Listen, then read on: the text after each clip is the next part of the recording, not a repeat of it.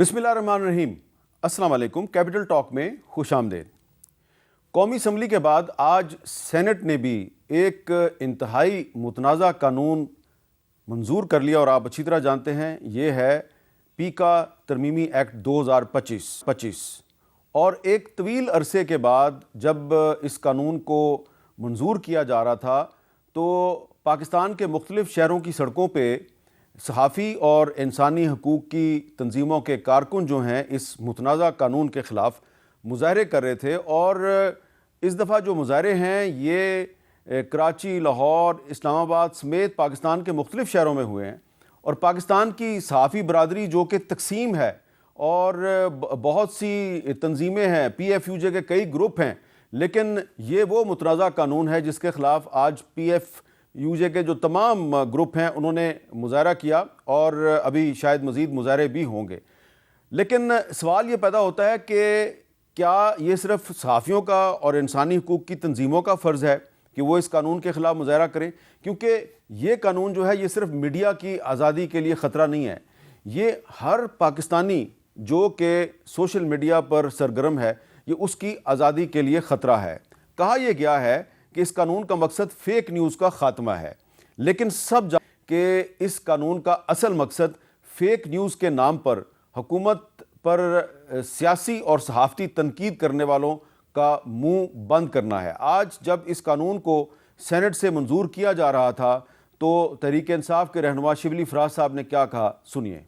Political victimisation, उसमें जोर आएगा। किसी को भी किसी बहाने उठा दिया कि जी आपने तो पीका लॉ की खिलाफ वर्जी की है। जर्नलिस्ट, उनके साथ तो हमने कोई मशवरा ही नहीं किया। भाई कानून ऐसे नहीं पास होते। प्रेस गैलरी है, उसमें कोई बंदे बैठे हुए हैं? नहीं बैठे हुए। उनका ताल्लुक क्या PTI से है? इनसे नहीं है। वो अपने प्रोफेशन के लिए प्रोटेस्ट कर रहे हैं, वो हमारे लिए नहीं कर रहे। और उनका हक बनता है कि वो प्रोटेस्ट करें। आखिर कुछ तो होगा जिसकी वजह से वो प्रोटेस्ट कर रहे हैं। फिर आपने राइट ऑफ अपील भी खत्म कर दिया। जो ट्रिब्यूनल है उसकी हाई कोर्ट की पावर्स हैं। आपके जजेस वो नहीं है इस सब्जेक्ट को हैंडल करने में, और आपने लॉ को इंप्लीमेंट कर दिया है।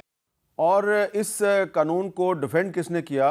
वफाकी वजीर राना तनवीर साहब ने इसको डिफेंड किया। क्या कहा, सुनिए। ये सिर्फ सोशल मीडिया को डील करेगा, हमारी सोसाइटी का क्या हाल हो गया। हर वो शख्स जो किसी की इज्जत के साथ खेल रहा है, जो झूठी खबर फैला रहा है, जिसके जरिए सोसाइटी में अफरा तफरी या कत्लो गारत तक बात पहुंच रही है, ये जंगल का सोसाइटी नहीं है या जंगल नहीं है। ये बिल पास हुआ है और इंशाल्लाह आने वाले दिनों में देखेंगे हमारी सोसाइटी में जो एक फितना अंगेजी हो रही है या एक शर फैलाई जा रही है सोशल मीडिया के जरिए, उसमें बेहतरी आएगी और कंट्रोल होगा।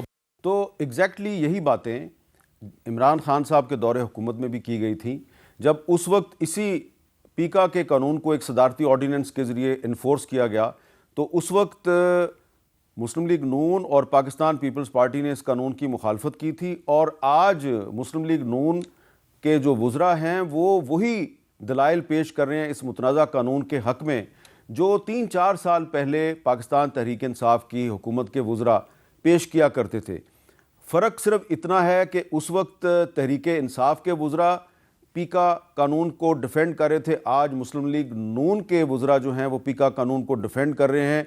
पीपल्स पार्टी 3-4 साल पहले इस कानून की सख्त मुखालफ थी, इसको काला कानून कहती थी। अब पीपल्स पार्टी के लिए ये एक वाइट लॉ है, एक सफ़ेद कानून बन चुका है। इस कानून में ऐसी क्या बात है कि सहाफ़ी इसकी मुखालफत कर रहे हैं और कुछ जो सियासी जमातों के रहनुमा हैं वो इस कानून के बारे में शकूक व शुबात का इजहार किन अल्फाज में कर रहे हैं? ज़रा सुनिए एमल वली खान साहब क्या कह रहे हैं। जालिम लोग हैं, इजहार राय पे पाबंदी लग रही है, ना मीडिया के साथ मशवरा हुआ है, पे बैठे ना किसी और के साथ मशवरा हुआ है। फिर ये जो पीका एक्ट आ रहा है इससे बूटों की खुशबू आ रही है, फिर इससे वर्दी की बू आ रही है। जिस तरह का ये एक्ट है हमें नामंजूर है और हम एहतजाजन।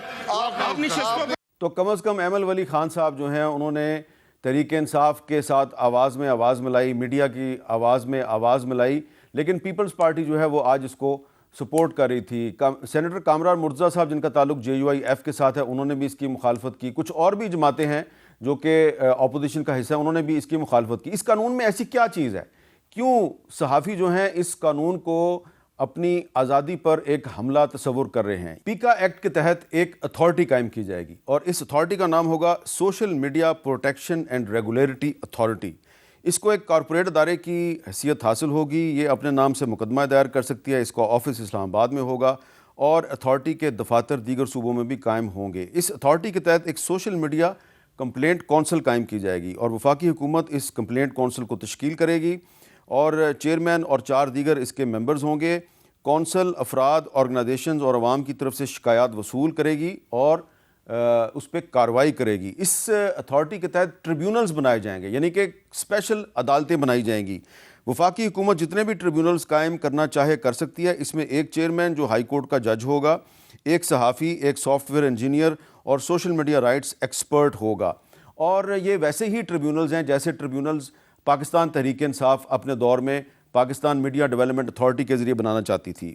اسی طرح اس اتھارٹی کے ذریعے ایک national cyber crime investigation agency قائم کی جائے گی.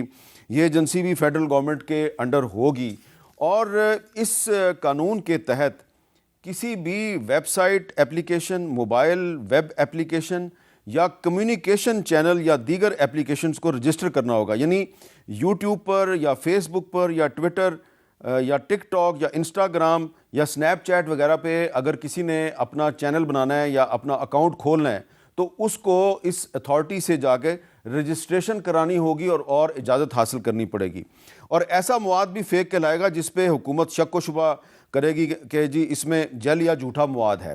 اور پارلیمنٹ یا کسی صوبائی اسمبلی کی کارروائی کے دوران حذف شدہ مواد جو ہے وہ کسی بھی طریقے سے سوشل میڈیا پلیٹ فارمز پہ نشر یا دکھانے کے لیے اپلوڈ نہیں کیا جا سکے گا. یعنی کہ دوسرے الفاظ میں یہ جو نیا قانون ہے پیکا ترمیمی ایکٹ 2025، اس کے ذریعے جو حکومت ہے خاص طور پہ فیڈرل گورنمنٹ، اس نے جو سوشل میڈیا پہ پورا جو کنٹینٹ ہے اس کو اپنے کنٹرول میں لینے کی کوشش کی ہے. اور اس پر اس لیے جو صحافی تنظیمیں ہیں اور انسانی حقوق کی تنظیمیں ہیں وہ اس لیے اس پہ اعتراضات کر رہی ہیں کہ پہلے سے ایک Pakistan electronic media regulatory authority جو ہے وہ موجود ہے، پیمرا، وہ پہلے سے موجود ہے، لیکن پیمرا کو پیمرا کے آفیشلز نہیں چلاتے، پیمرا کو کوئی اور چلاتا ہے. اسی طرح اس قانون کے تحت یہ جو نئی سوشل میڈیا ریگولیٹری اتھارٹی قائم کی جا رہی ہے اس کو بھی حکومت کے سرکاری افسران یا حکومت کے لوگ نہیں چلائیں گے، کوئی اور لوگ چلائیں گے جو کہ آج کل جس طرح پیمرا کو چلاتے ہیں.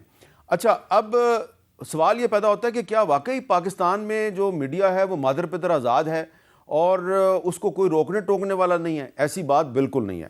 میں آپ کو دعوت دیتا ہوں کہ آپ انٹرنیٹ پہ جائیں اور وفاقی وزارت اطلاعات انفارمیشن منسٹری جو ہے اس کی ویب سائٹ پہ جائیں تو آپ کو کم از کم 40 سے زیادہ قوانین وہاں پہ ملیں گے جو کہ میڈیا سے ریلیٹڈ ہے.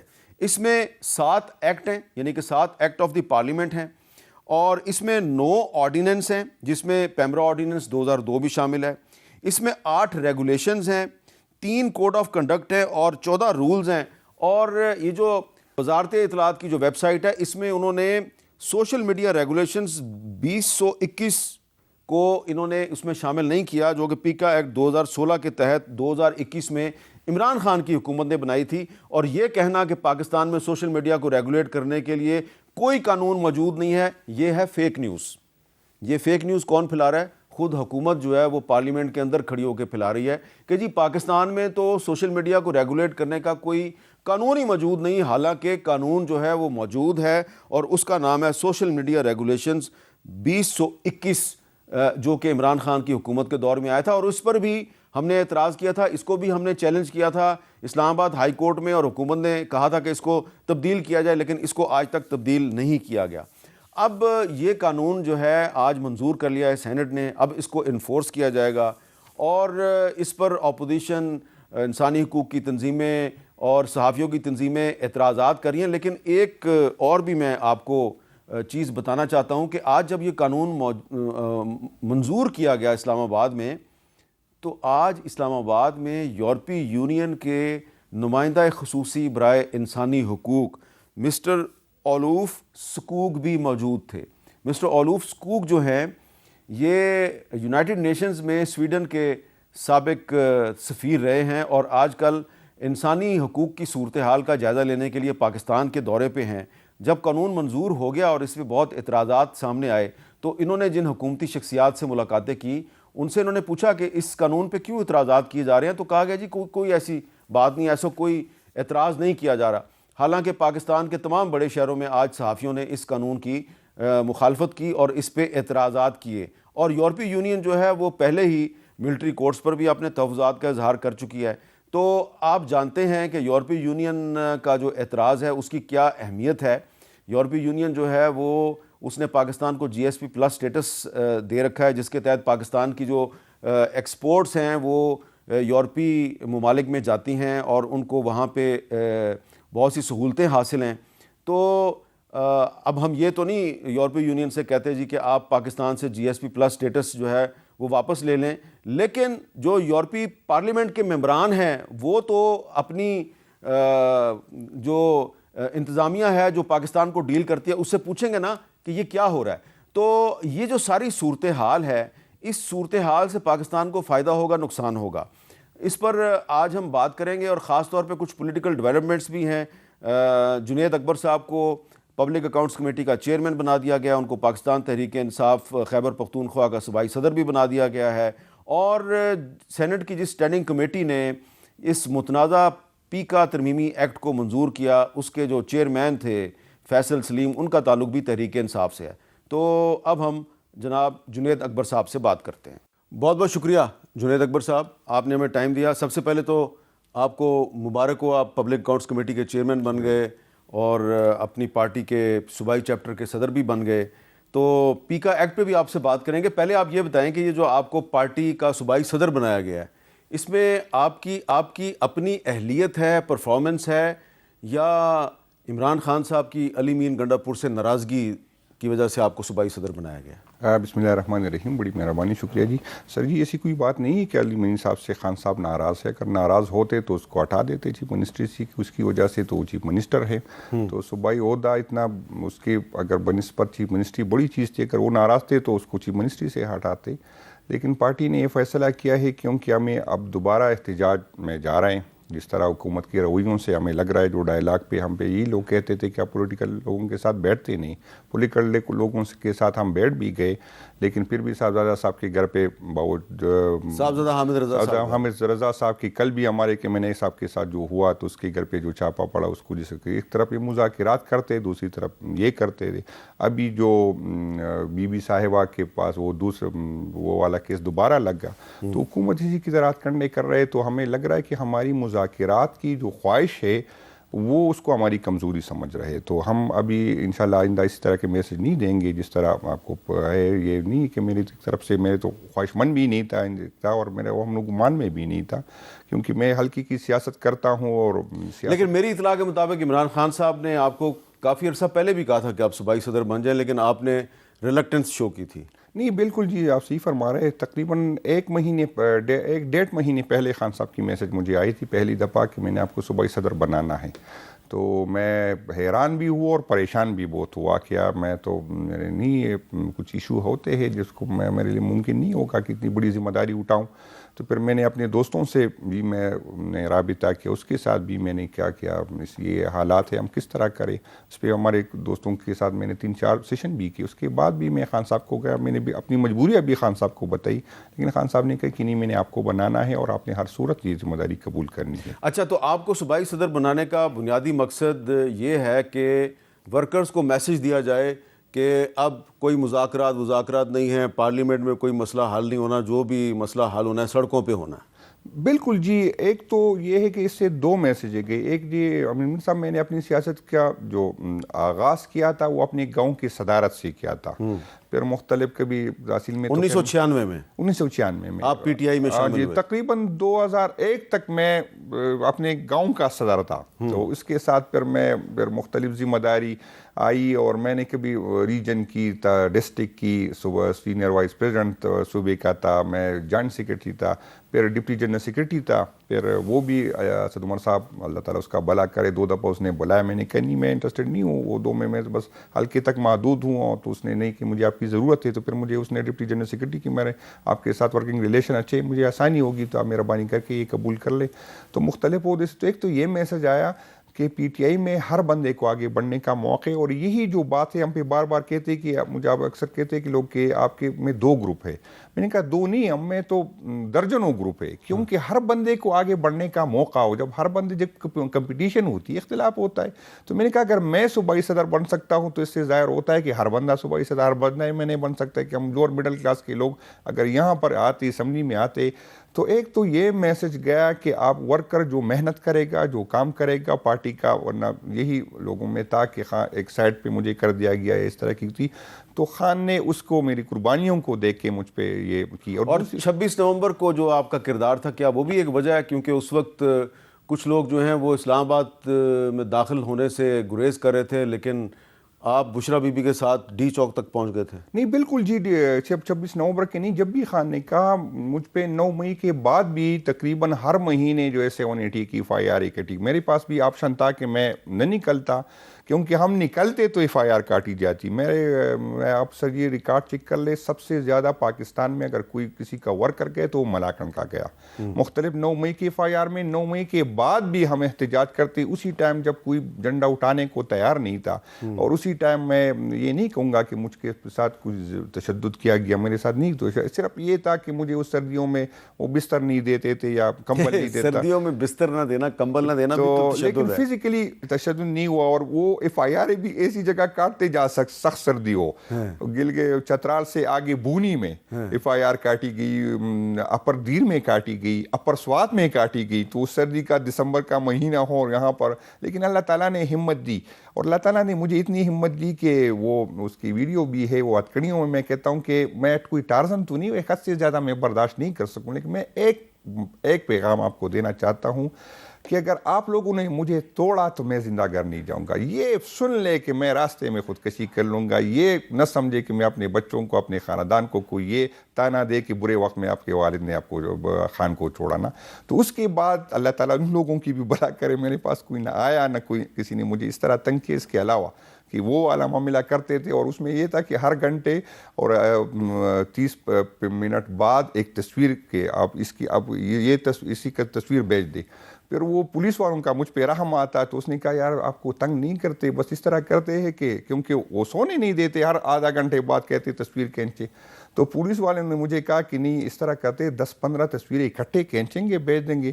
تو پھر فرمائشی کہ نہیں، ہم بتائیں گے کہ یہ تصویر کس ٹائم آپ نے کس سٹائل میں کھینچنی ہے. تو وہ والا ٹائم گزر گیا. اللہ تعالیٰ نے بہت ہمت. اچھا، اب آپ کے صوبائی صدر بننے کے بعد جو آپ کے لیے پہلا چیلنج ہے وہ ہے 8 فروری کو آپ کی پارٹی یوم سیاہ منا رہی ہے. پنجاب کی تنظیم میں بھی کچھ ہمیں تبدیلیاں نظر آ رہی ہیں. ادھر چیف آرگنائزر بنا دیا عالیہ حمزہ کو. تو 8 فروری کو آپ سوابی میں جلسہ کر رہے ہیں، جو آپ کا بطور صوبائی صدر پہلا چیلنج ہے. کیا کرنا ہے آپ نے 8 فروری کو؟ انشاءاللہ جی، میں اصل میں ٹائم بہت شارٹ ہے، تو انشاءاللہ میں آج بھی میرے جی صاحب کی پہلی ملاقات ہوئی اس سے اسی معاملے میں. انشاءاللہ میں کوشش کروں گا کہ ریجن جا کے MPs MNA صاحبان کو، تنظیموں کو اعتماد میں لوں.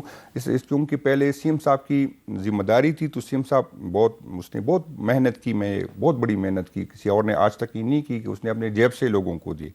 سب کو پتہ ہے کہ میں وہی پوزیشن تو نہیں ہے، لیکن میں انشاءاللہ تعالیٰ امید یہ ہے کہ انشاءاللہ تعالیٰ ورکر پہلے سے زیادہ جذبے سے نکلیں گے.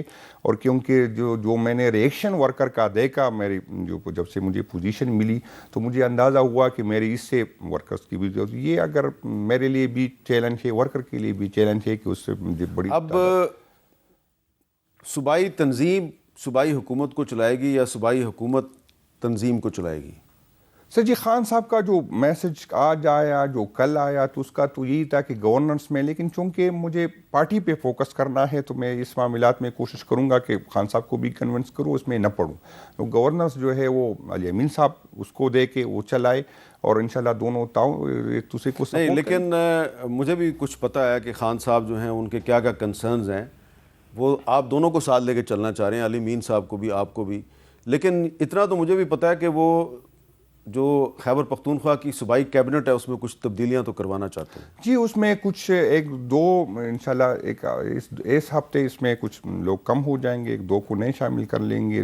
اور جو 2 نئے شامل ہوں گے وہ ہیں جو پارٹی کے پرانے وفادار ہیں اور جن کو الیکشن ہروا دیا گیا یا وہ الیکشن ہار گئے. بالکل، اس کو وہی تھا جس کو 47 کے ذریعے ہروا دیے گئے. تو آج خان صاحب نے فیصلہ کیا ہے کہ جن لوگوں کے ساتھ اسٹیبلشمنٹ کے کہنے پہ, حکومت کے کہنے پہ ساتھ جس کو تو اس کو کمپنسیٹ بھی کریں گے. اور اس کو اب نام تو مجھے پتہ ہے لیکن میں نہیں لیتا, تو بچی نام پہ پردہ ڈالے. پھر ابھی میں نام نہیں لیتا کہ کے پی کے کی کیبنٹ میں جو 2 نئے صاحبان کو شامل کیا جا رہا ہے, لیکن اب آپ اس سے تو انکار نہیں کر سکتے کہ جو آپ کو پبلک اکاؤنٹس کمیٹی کی چیئرمین شپ ملی ہے یہ بھی ایک بہت بڑی ذمہ داری ہے آپ کے لیے. تو یہ آپ صوبائی صدارت کو اور پبلک اکاؤنٹس کمیٹی کو ساتھ ساتھ کیسے چلائیں گے؟ میں انشاءاللہ تعالیٰ میرے لیے میں اکثر یہ بات کرتا ہوں اور اس کو لوگ اس پہ تنقید بھی کرتے ہیں. اصل میں اسمبلی میں تو 10-11 سال سے ہوں, لیکن میں چونکہ حلقے کی سیاست کرتا ہوں, نیا پاکستان والا زیادہ نہیں تھا وہ حلقے کی, تو ہمارے زیادہ فوکس یہ تھا کہ یار انرجی ہو, پیٹرولیم ہو, پینڈی ہو, کہ اس میں کوئی تاکہ حلقے کی کچھ کام نکالے. پبلک اکاؤنٹ کمیٹی کا مجھے اس طرح کا نہیں ہے, لیکن انشاءاللہ تعالیٰ میں پوری کوشش کروں. لیکن آپ جانتے ہیں کہ 29 ممبر ہوتے ہیں پبلک اکاؤنٹس کمیٹی کے, تو اس میں آپ کی پارٹی کے پی ٹی آئی کے 10 ہیں, یعنی کہ اس میں کوئی سنی اتحاد کونسل کا ہے, کوئی آزاد ہے, تو کسی کے آگے کچھ ہے, لیکن پی ٹی آئی کے جو ہیں وہ 10 ہیں, پیپلز پارٹی کے 7 ہیں, پی ایم ایل این کے 8 ہیں, جے یو پی کا ایک بی اے پی کے ہیں, خالد مقصی صاحب, ایم کیو ایم کے 2 ہیں. تو میجورٹی تو آپ کی نہیں ہے, تو پھر کیسے آپ ڈیلیور کیسے کریں گے؟ اصل میں یہ پبلک اکاؤنٹ کمیٹی کا کلچر اس طرح ہوتا ہے کہ وہ جو اسمبلی میں ہم اپوزیشن اور حکومت ہوتی, پبلک اس کا مختلف ہوتا ہے, اس میں ایک دوسرے سے تعاون کرتے ہیں. اور جی میرے لیے یہ کوئی معنی نہیں رکھتے کہ اگر کسی پی ٹی آئی کا یا ہم سے کوئی نزدیک بندہ ہو کہ اس نے کوئی غلط کام کیا ہو تو میں اس کو سپورٹ کروں گا یا اس کو بچاؤں گا. تو میں دوسرے ممبران سے بھی یہ ایکسپیکٹ کروں گا کہ وہ بھی ہمارے ساتھ, چاہے پارٹی سے بالا تر ہو کہ جس نے اس ملک کے وسائل لوٹے, اس کے ساتھ کریں گے. اور میرا تو سب کو پتہ ہے کہ جب اپنی حکومت پہ جب بھی بات آئی, سب سے زیادہ تنقید میں نے اپنی فیڈرل حکومت پہ بھی کی اور صوبائی حکومت پہ بھی کی. تو میرے لیے تو یہی میں امید باقی ممبران سے بھی رکھتا ہوں کہ اس میں مجھے سپورٹ کریں. اچھا, اب ایک سوال اور بھی بڑا اہم ہے کہ آپ کے پبلک اکاؤنٹس کمیٹی کے چیئرمین بننے کے بعد جو حکومت کے اور تحریک انصاف کے جو مذاکرات ہیں ان کا کیا مستقبل ہے؟ اس پہ بات کرتے ہیں ایک چھوٹے سے بریک کے بعد. کیپٹل ٹاک میں دوبارہ خوش آمدید. جنید اکبر صاحب, اب ایک متفقہ طور پہ آپ کو پبلک اکاؤنٹس کمیٹی کا چیئرمین بنایا گیا ہے, اور جس کو کہتے ہیں بلا مقابلہ, اور روایت بھی یہی ہے, لیکن کیا یہ درست ہے کہ حکومت کی طرف سے کوشش کی جا رہی تھی کہ پیپلز پارٹی یا جے یو آئی ایف کے کسی صاحب کو چیئرمین شپ دے دی جائے, لیکن حکومت کے اندر سے ہی کہا گیا کہ نہیں, یہ اپوزیشن کا حق ہے, اسی کو دیں؟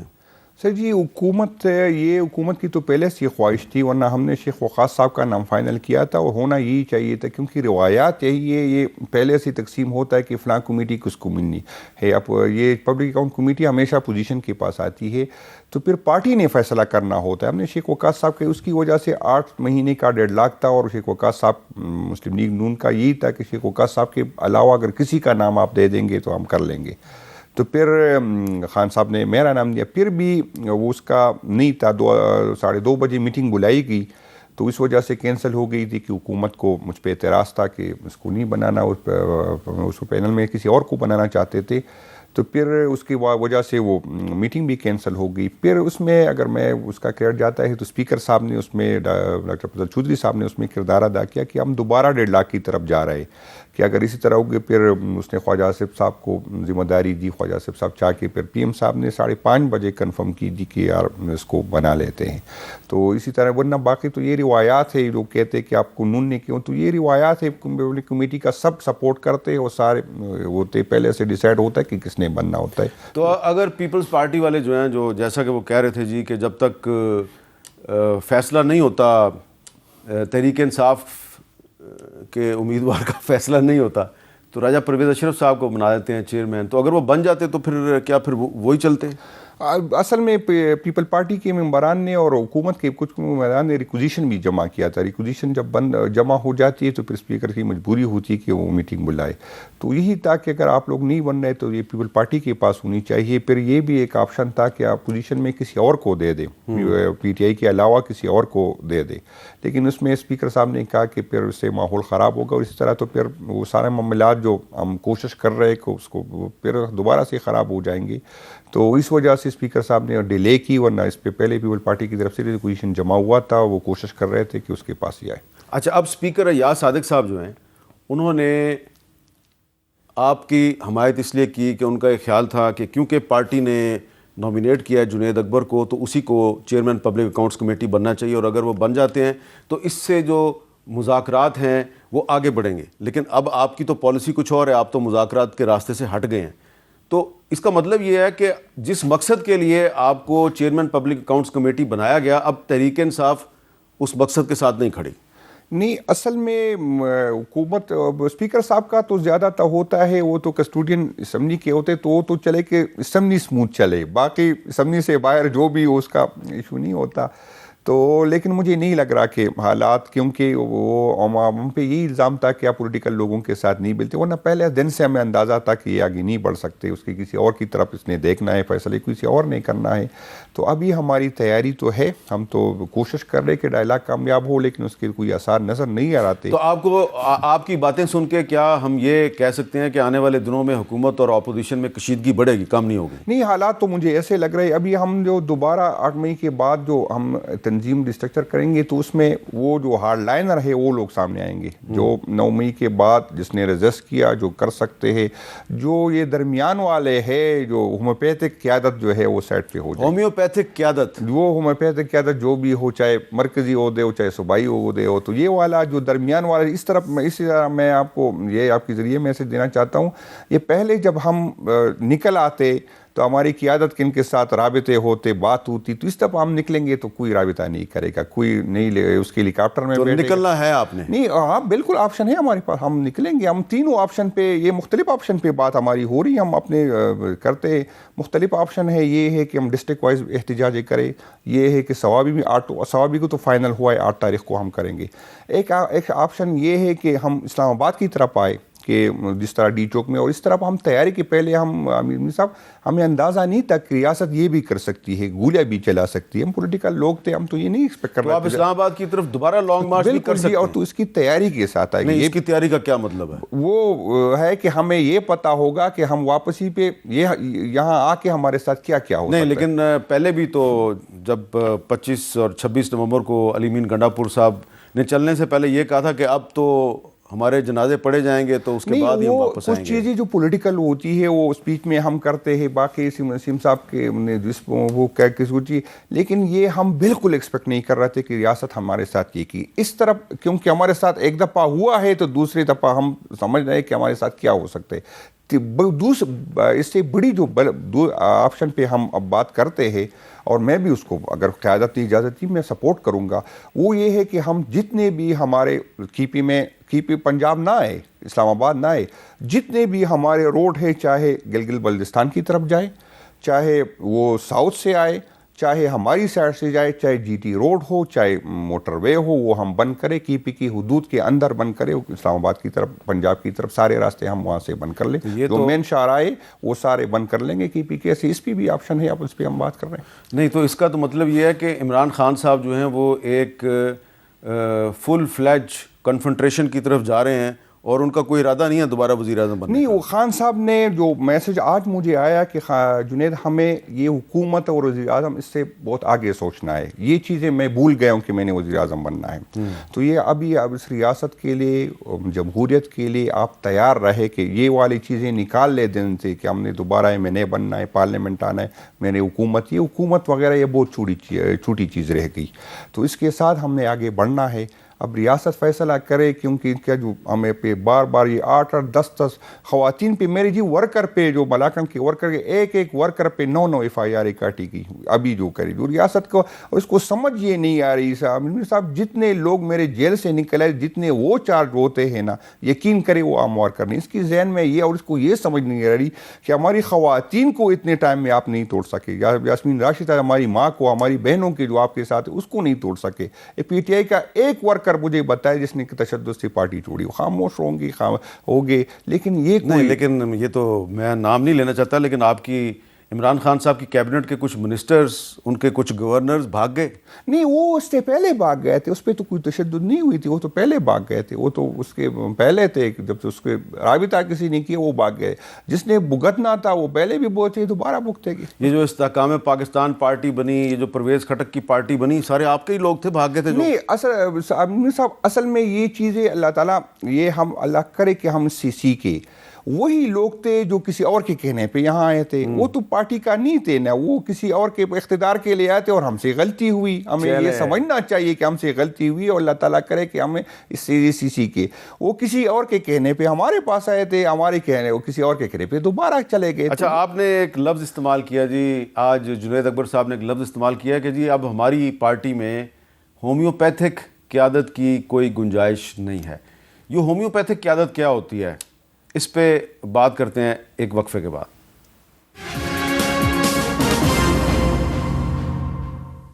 کیپٹل ٹاک میں دوبارہ خوش آمدید. کچھ عرصہ پہلے جنید اکبر صاحب جو ہیں انہوں نے عمران خان صاحب کے بارے میں ایک پریڈکشن کی تھی. کیا کہا تھا, ذرا سنیں. میں چیلنج کرتا ہوں کہ خان صاحب اسی سال نکلے گا. اور ڈائلاگ تو یہ تو ہمیں بھی پتہ ہے, ان کو بھی پتہ ہے, نہ ان کے ہاتھ پہ کچھ ہے نہ جو ہمارے لوگ بندے. ہماری جب ڈائلاگ شروع ہوئی تھی تو اس سے پہلے خان صاحب کو بھی وہ میسج گیا تھا کہ آپ نتیجے گلیہ شفٹ ہو جائے, آپ بنی گالا شفٹ ہو جائے. خان صاحب نے کہا نہیں, یہ پاسبل نہیں ہے. تو اس کا مطلب ہے آپ کی پارٹی کے لوگ جو ہیں وہ کسی کا پیغام لے کے جاتے ہیں خان صاحب کے پاس. اس میں کوئی دوسری رائے نہیں ہے. بالکل کچھ لوگ ہیں جو پیغام لیتے جاتے ہیں اور خان صاحب نے اس کو بہت سختی سے کہا کہ مہربانی کر کے یہ پیغام آپ لے کے آنا جانا یہ کام نہ کریں, آپ اپنی پارٹی کی نمائندگی کریں, لوگوں کی نمائندگی نہیں کریں. تو یہ جنید اکبر صاحب کوئی نئی باتیں نہیں کر رہے آج ہمارے پروگرام میں, پہلے بھی 6 فروری کو یہ باتیں کر چکے ہیں. لیکن اب میرا سوال آپ سے یہ ہے جنید اکبر صاحب کہ اسی قسم کے لوگوں کو آپ ہومیوپیتھک قیادت کہتے تھے نا, جو خان صاحب کے پاس میسج لے کے جاتے تھے بھی آپ کو بنی گالا بھیج دیتے ہیں یا نتھیا گلی بھیج دیتے ہیں. لیکن آپ نے 6 فروری کو یہیں پر بیٹھ کے دعویٰ کیا تھا کہ 2025 میں عمران خان صاحب رہا ہو جائیں گے. ابھی بھی آپ یہی سمجھ؟ بالکل یہی سمجھ رہا ہوں, بالکل یہ سمجھ رہا ہوں کہ رہا ہو جائیں گے. اصل میں امیر صاحب مسئلہ یہ ہے کہ جو اداروں اور عوام کے جو فاصلے بڑے ہیں نا, وہ اتنی شدید, یہ ملک کے لیے انتہائی خطرناک ہے. تو ان کو بھی یہ سمجھنا چاہیے کہ کیا وجہ ہے کہ ہمارے فاصلے اتنے زیادہ بڑھ گئے.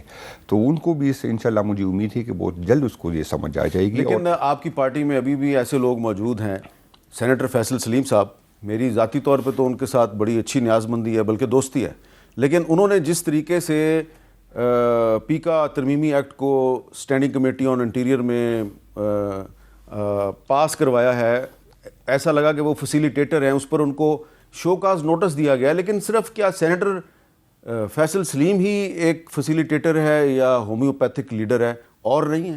نہیں امیر صاحب, کافی لوگ ہمارے قومی اسمبلی میں بھی ہیں, ہمیں پتہ ہے کہ کون ہے. جنہوں نے ووٹ دیا وہ بھی ہے, جو سٹینڈ بائی ہے وہ بھی ہمیں پتہ ہے. یہ نہیں ہے کہ ہم اگر خاموش ہے یا کسی, یہ نہیں کہ ہمیں پتہ نہیں, ہمیں آج بھی پتہ ہے کہ حکومت وقت کوشش کر رہی ہے. یہ جو پیپل پارٹی اور مسلم لیگ نون کے درمیان چل رہا ہے, تو یہ کوشش کری کہ پیپل پارٹی اس کو چھوڑے.